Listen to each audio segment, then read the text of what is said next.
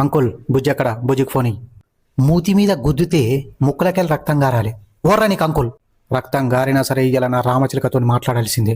నీ రామచిలక రంగుల మూలక ఇక నీతో మాట్లాడదురా. రూమ్లే స్థలం వేసినాం, అన్నం కూడా డోర్ కిందకి వెళ్ళి పంపిస్తున్నాం. అంకుల్ మమ్మల్ని డైరెక్ట్ గలనీయకపోవచ్చు మీరు, కానీ బుజ్జి మనసులో కూడా నేనున్నా. ఆ దాన్ని ఏం చేస్తావు?